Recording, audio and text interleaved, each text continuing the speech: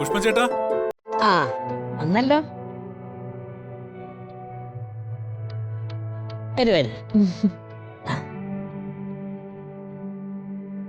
ആഹാ, നിങ്ങൾ കൊള്ളാം കേട്ടോ. അവിടെ സ്കൂൾ വരെ പോയിട്ട് വരാൻ ഇത്രയും സമയം എടുക്കോ? അവിടെ ചെന്നപ്പോ മറ്റു ചില ആവശ്യങ്ങൾ. വരുന്ന വഴിക്ക് പ്രസാദിന് ഒരു കടയിലും കയറി. അങ്ങനെയാ സീതമ്മയെ താമസിച്ചത്.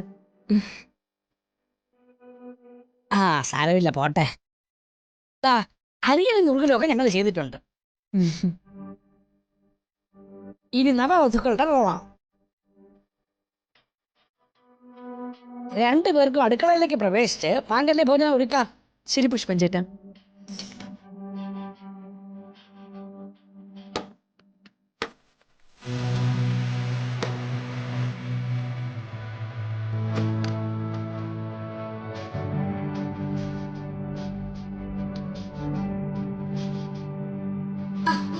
വാ.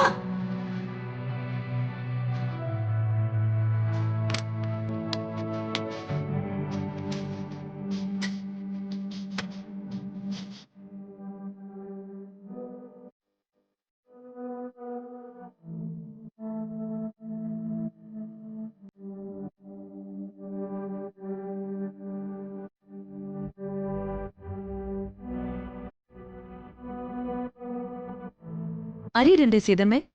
വേണ്ട, അരി ഞാൻ പുറത്തെ വിറകടുപ്പിൽ ഇട്ടിട്ടുണ്ട്. ബാക്കി നോക്കിയാൽ മതി നിങ്ങൾ. അതെ, കാര്യങ്ങളൊക്കെ പെട്ടെന്ന് നടക്കാൻ മാംഗല്യ ഭോജനത്തിന്റെ ചിട്ടവട്ടങ്ങളൊക്കെ സീതമ്മയും ആര്യയും കൂടെ ചെയ്യട്ടെ. ഞാനും സഹായിക്കാം.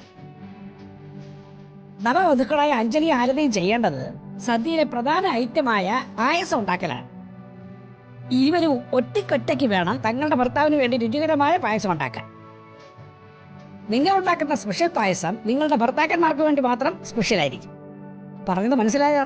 ശരി പുഷ്പൻ ചേട്ടാ, മനസ്സിലായി. എന്താ ആരതി ഒന്നും ഉണ്ടാത്തത്? പറഞ്ഞത് നീ കേട്ടതല്ലേ? കേട്ടു. എന്നാൽ ബാക്കിയുള്ളവർ സാധനങ്ങളൊക്കെ എടുത്ത് അപ്പുറത്തെ അടുപ്പിലേക്ക് പോട്ടെ.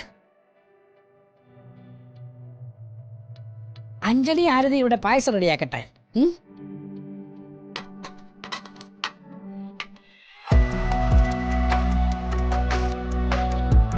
എല്ലാവർക്കും കൂടെ ചുമതല വിഭജിച്ച് നൽകിയ സ്ഥിതിക്ക്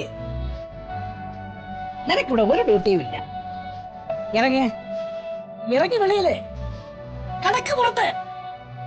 അത് പുഷ്പൻ ചേട്ടാ, തേങ്ങാപ്പാൽ പിഴിയാനോ കടുക് വറുക്കാനോ മുളക് പിച്ചാൻ ഉപ്പ് നോക്കാനൊക്കെ ഞാനും കൂടെ ഒന്ന് സഹായിക്കാനായിട്ട്. അത് വേണ്ട. ബാക്കിയൊക്കെ ചെയ്യാൻ അവർക്കാകുമെങ്കിൽ മുളക് പിക്കലും ഉപ്പ് നോക്കലും അവർ തന്നെ ചെയ്തോളും. നീ വെളിയിറങ്ങ്, അല്ലെങ്കിൽ ചട്ടക പഠിപ്പിച്ച് നിന്റെ ചന്തി വയ്ക്കും. അയ്യോ